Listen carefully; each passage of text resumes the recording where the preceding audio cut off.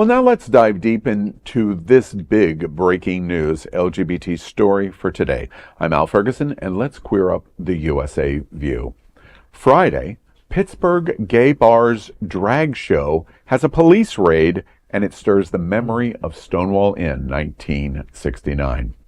A heavy-handed police raid at a Pittsburgh gay bar Friday night is stirring powerful echoes of Stonewall for many in the LGBTQ community.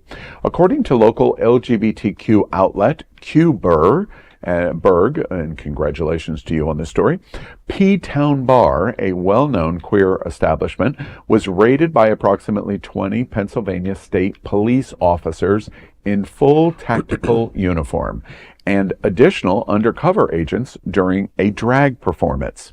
Now, the drag show starred the famous queen and trans activist Amanda Lepore. Around 11:30 p.m., roughly 70 patrons, bar staff, and the drag queens were forced out onto the street while police conducted an unspecified inspection inside. Officers offered no explanation at the time on why the raid occurred. Since the raid, there has been an active social media response. Some Facebook users noted that 3 other non-LGBT bars in the city were also raided that night. But the aggressive police presence at a queer space, particularly during a drag show starring a trans performer, feels deeply familiar to many who remember or who have studied the 1969 raid on the Stonewall Inn, an event that sparked the modern queer rights movement. Social media comments made the connection to the Stonewall's trans activist Marsha P. Johnson and today's activist Amanda Lepore. Others alleged it may have had more to do with the current administration's aggressive enforcement on immigration. The story became even more complicated with no comment from the city or the bar as to the specifics over the raid throughout the weekend. P-Town Bar posted a message on social media over the weekend to reassure the community that the bar was open for business and remains, quote, steadfast in our promise to provide a safe and welcoming space to our LGBTQ plus community, end quote. The city issued a press release this morning acknowledging the growing attention the story was getting, but did not provide more details of the raid without being specific. Queer News Tonight reached out for further clarification, and P-Town provided us the following statement early this afternoon saying, quote, we apologize for the delay in addressing the events of this past Friday. It's been an overwhelming few days. During our Another Party event featuring Amanda Lepore, P-Town underwent a surprise inspection by Joint Task Force that included officers from LCP, State Police, Fire Department, and the Health Department. Per my understanding, these inspections, typically led by the LCP, are part of an effort to ensure establishments remain in compliance with PLCB regulations. While we're still unsure why P-Town was chosen that evening, we're choosing to view this as an opportunity for growth and improvement. When the officers arrived, we were asked to pause the event and have guests step outside while the inspection was carried out. The officers acted professionally. To my knowledge, no patrons were mistreated. Second, the inspection brought to light a few areas where we need to make improvements. We are committed to working diligently to comply with all city, county, and state regulations. Third, we want to thank our incredible staff and performers for their calm professionalism and grace under pressure. Special thanks to our talented drag performers who kept the spirit alive in spite of the disruption. We are also deeply grateful for the overwhelming support for their community. Your kind messages, offers of help and solidarity have meant so much. Pittsburgh, we love you. Thank you for standing by us. We look forward to welcoming you back to P-Town, end quote. Reddit today is filled with conversation that illuminates the fear the LGBTQ community is feeling in this unique time in our history. Many comments related to snatch and grabs that have been seen in many videos across the country, and law enforcement that will not identify themselves by either name or purpose of action. It is unclear at this hour what the specifics of the raid were really all about, but it is clear it created great anxiety among the LGBTQ community in Pittsburgh and ripples across the nation. This is an incredibly interesting story. I posted early this morning in a lot of my social media feeds, and I got some pushbacks of going, one person said this is all fake news and talked about what the city was doing, and their press release explained everything. And my point to everyone was, wait, it can't be fake news because we don't know any of the details yet. Right. And so our story, our breaking news story, is we're still pursuing it because we don't have that information.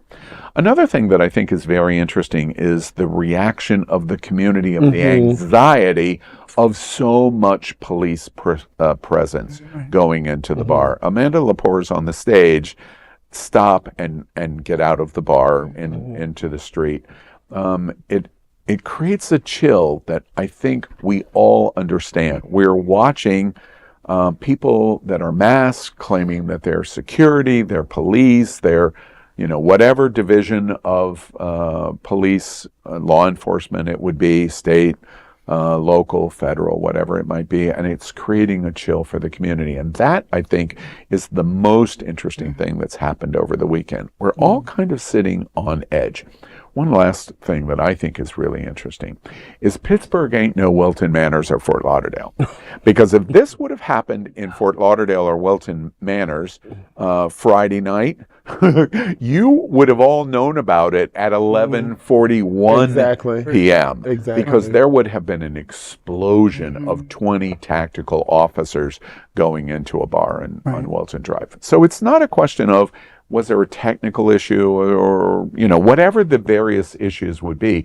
It's that there was no explanation of what was going on, and who are you to be able to do it. That's what is. And I remember the Queers Folk, the American Queers Folk, was set in Pittsburgh. Yeah. And I was wondering, I'm trying to remember, was there ever an episode? There might have been an episode where there was a bar raid there. Yeah. But one of the things I was thinking about is that so many police departments have been recruiting LGBTQ people to be on the force. So I'm wondering if there were any LGBTQ cops on this during this raid, and how they handled themselves during a raid like this. So for me, while you were covering the story, I was watching on the monitor, and if I can just speak to the situation and put some light to it, I saw you can't stop nothing. I saw resilience, because even when they were ushered outside, Amanda Lepore kept the energy going, and they were all instilling good peace, and it shows resilience. And I said that's like the best weapon that we have right now, is just complete and utter resilience. You put me out, you put me in a box, I guarantee you I'm gonna have a party in a box. Sure. So for me, I think that weakens the enemy, because it's like no matter what, okay, we put them in a box, we put them in a shoe box, we even put them in a ring box, and they still found we call Al, and he still put us a DJ system in the ring box, and we still had the best ride ever. So I think that's our best weapon right now, is just unapologetic resilience. 100%. And they displayed that outside. Years ago, I was actually in a raid in a bar in South Miami, and if you've ever been in a raid before, it's a really scary, intimidating situation. At that time, South Miami police, they were looking at people's IDs. You had to show them IDs. They were looking for drugs. A lot of drag queens were performing at that club at that time. I've been to Pittsburgh many times. My baby Joey Young is from Pittsburgh. I was there in January at P-Town. And I have to say the drag community and the trans community is very tight-knit in Pittsburgh. So I'm not surprised that they didn't just show resilience and, just kept their calm, because that's what they do in Pittsburgh. So kudos to them for keeping it together. It is a small bar with a lot of people in there. So they were talking about some compliance issues that they were working with, but definitely with that many police officers in a small bar, you have to wonder. To that point, I fully acknowledge that there may be compliance issues that they're enforcing across the city of Pittsburgh, and it seems to me that is reasonable. We want safety, et cetera, and so on. But it's how you do it, Yeah. and I really think that is at play. And I pretty much guarantee that of multiple bars that were affected like this on Friday night, while I appreciate the notes, of which we cannot prove that it is true, but there are many comments saying that there were other bars, maybe as many as 3, that faced the same thing, that were traditional market bars. I can almost guarantee, at least from my seat, it's an assumption, I'm making an assumption, that there are people in that bar that are perhaps immigrant, illegal, definitely trans, people of color, all of which are going to be triggered by the way you do it. Right. Right, even closeted people. There's Yeah. somebody who's not out Yeah. being in a situation like that. Yeah. Sure. And that's what I think is at play here. The story is really the fear that we're all feeling, Yeah. and this just feeds that fear. And that's why it's so important. The press release that the city has done, okay, well, we appreciate finally some words 3 days later of explaining what was going on, but the press release doesn't provide the kind of detail to really explain. Perhaps there's reasons why, I don't know that, but it doesn't provide the detail of why did this happen. Even in the statement that P-Town provides, not identified by name, by the way, but the entire bar says we still don't know why they came here. That's what has to be resolved. And I just, any voice that is hearing Wilton Manors, I can't really imagine this happening in Wilton Manors or Fort Lauderdale, but You will be reporting live. we'd be right there going, wait, tell us what you think. We'll be reporting live. Yeah, exactly. But we'll stay on top of this in this story and see where it goes. Well, that is a big LGBT story for today. There is no other queer nonprofit media platform like this in the entire world. Support our LGBT stories by subscribing